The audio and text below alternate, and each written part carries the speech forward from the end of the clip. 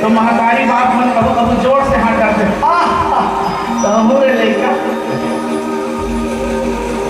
भक्त की बात में सुनते भगवान भी हंसे। क्या मतलब अटपट का वो कहे मांगी ना न केवल आना कहे तुम्हारा मर्म में जाना। अरे जेल बड़े बड़े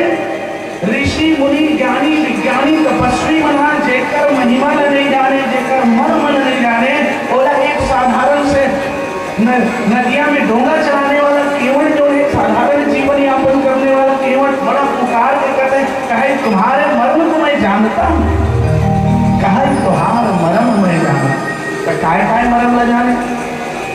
कौन कौन से मरम ल जानता हूँ ऐसे की। तो कई जन कथा आते पर मैं संक्षिप्त में कर रखूँ प्रसन्न से कथा तो आते बोले एक बार श्रीवेरपुर के राजा जो है ना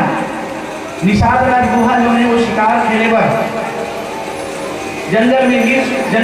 तो भूख प्यास से तड़प के बेहोश हो गए। ठीक है मूर्छा खा के गिर गए और हाल यही केवट और केवटी दोनों जन वो लकड़ी तोड़े बन के रहा उड़ा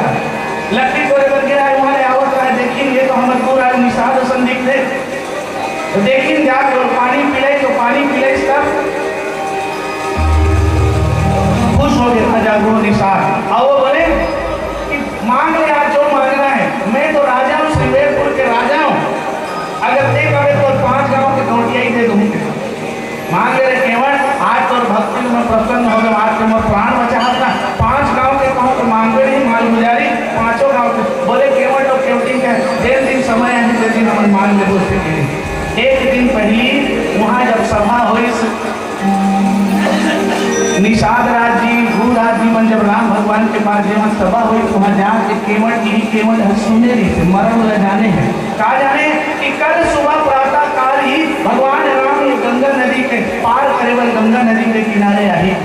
और जब गंगा नदी के किनारे आई तब कोई न कोई डोंहार उहर ही डोंगा चलेगा तो वो श्रीवेरपुर राजा कर जाके मांग ली कि काली और काकरो डोंगा झन रहा है सिर्फ मोरे डोंगा रहा है। कहे तुम्हार मरम में जाना एक मरम ये कि आज वो कोई डोंगा नहीं मिले भगवान में मोरे भर डोंगा है आज मोरे डोंगा से जावे मोरे डोंगा घर से जावे तो अब शर्त भी है। क्या शर्त है सुने हो तोर पाँव के धुर्रा में जादू है छुअत सिला भई नारी सुहाई जोन पथरा लगलो नारी बना देते गौतम ऋषि के नारी जो श्राप हुआ जो अहिल्या जो है पत्थर बनगरी से उमे भी प्राण खोल दी आपके चरण कमल के रज में जादू है ये आपकी ये भी मरम लगे जानता हूँ तब मैं आपके चरण धोऊं अपने। कहे तुम्हार मरम में जाना छुअत सिला में नारी सुहाई पाहन तेन काट कठिनाई। अरे वो कठुआ के डोंगा वो तो पथरा नारी बन गए ये तो कठुआ है वो नरम हवे ये कठुआ के डोंगा कहूँ नारी बन जाई तब और नारी बन जाई तो बड़ा विचित्र स्थिति हो जाएगी। ये अटपट बात कैसे एक जन क्योंकि घर में हवे अब एक जन क्या है मतलब मजबूत बात हूँ अच्छे यहाँ से एक जन के इसमें पाड़ों में कुरान निकल जाते हैं 2 जन के मन जान ही हम तो खैर एक जन वाले हैं तब हम लोग ज़्यादा खपत होते काबर देखा तो समझ के वो साइड में है बड़े चौड़ा फेस ज़्यादा लगते हैं फेयर एंड लवली ज़्यादा बहुत से लगाने लगते हैं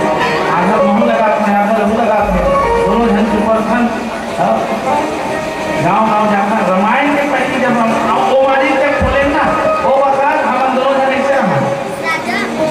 दोनों जन बिल्कुल नीचे पाता दूबा और जब 5 साल 6 साल ले चली हमारा रामायण धंधन रोज यहाँ बुकिंग वहाँ बुकिंग रोज घुमाई और आलू भाटा खवाई दादा और संसम गंगन दोनों जन बोले भाटा बोले देखो मंच में चढ़े गए नहीं इसलिए मोटाई भले आशीर्वाद संगत मंच चला रहा है कि आशीर्वाद देता हूँ चढ़े तक गाड़ी गाने में यहाँ तकिया धर के आवत क्या कहा होते कई जगह नहीं मंडली नहीं है तो 1 घंटा कहा 1.5 घंटा बैठे रहते थे तो 5 आलू में भाटा स्नेहल घोंगो मकान के मन बैठे में तकलीफ हो जाते कटको अच्छा मंच बना दे आयोजक समिति कई जगह कठमों बैठा देते यहाँ बढ़िया है तो हम भी बात तकिया धर के हमारे एक घंटे पास ज़्यादा गलत फिलत शेयर नहीं करना चाहिए यही भांति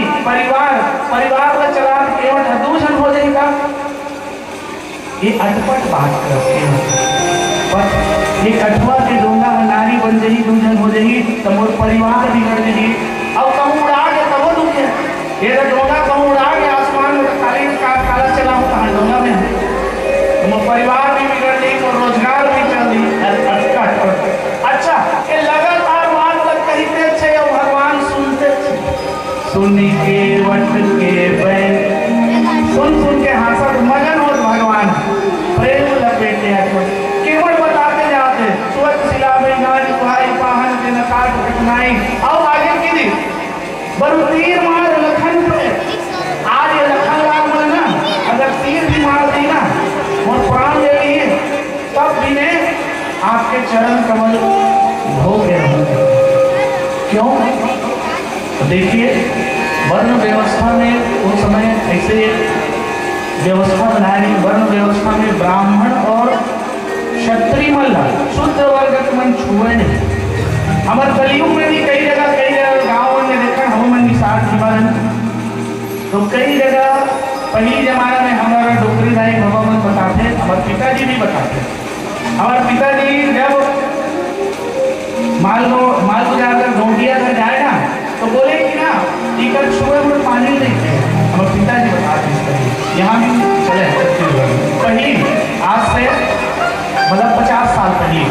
हमारे पिताजी 80 साल 82 साल के हैं, वो बताए छुए वाले पानी नहीं पिए, माल गुजार करके। और जब धान निकाले पर जाए ना कोठी में, तो बड़ा विचित्र स्थिति रहा है। बताए कि कपड़ा जो पहले रहा वो कपड़ा पहले निकलवा दे रहा है, और एक ठन गमछा देवा है, वो गमछा ला लपेट के टावे लपेट के पटकू लपेट के हम धान के कोठी में उनसे बचता है। वो कहते पहले हाथ गोड़ धो के नहा धोआ के उनसे बचता है। इतना मान्यता, यानी शुद्ध वर्ग मतलब नीमर कीमत मतलब उस समय छुअत नहीं। तो भगवान ने कहा थे कि मैं तो पाँव ला धोऊं, छू के धोही, लक्ष्मण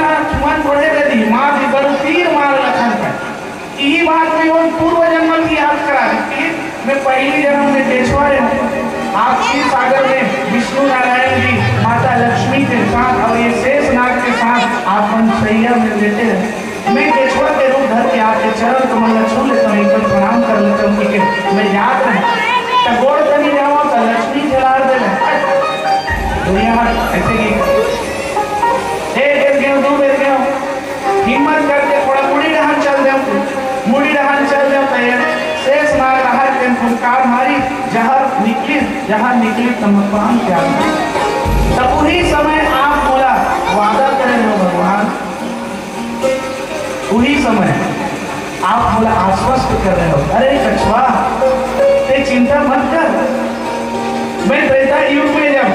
लीला करे बना हूँ, लड़ लीला करे बनना, तब वो समय ते केवल बन के आवे और मैं राम बन के आऊँ, तब वो समय तो सौभाग्य मिली चरण कमल धोए के। ये प्रकार से सुंदर वो कहे कि कहे तोहार मरम मैं जाना। इतने सारे मरम को बरु तीर मार लखन पे, आज लखन लाल जी को अगर तीर भी मार दी ना, तब भी मैं आज चरण कमल धो के रहूं। अच्छा, अब आज और कसम है कि आज शपथ है, आज तो पिता के शपथ है, बोले शपथ सब साची का, बोले राम और आन दशरथ के शपथ तो यह अटपट बात है। हमन कहूँ काटो का कसम खातन के अपन अपन महतारी बाप के कसम खातन, माँ कसम भाई नहीं सकती। हाँ, दाई की ऐसे भी चलते थे यार, हमन माँ कसम चलते, माता अब पिता के कसम खाते, और पिता को भी अपन नहीं, राम जी के पिता के अटपट हो इसकी नहीं। सुनी के वट के बैन प्रेम लपेटे अटपटे, बिहसे करुणा ऐन चितई जान की लखन। भगवान को यदि पाना है तो प्रेम से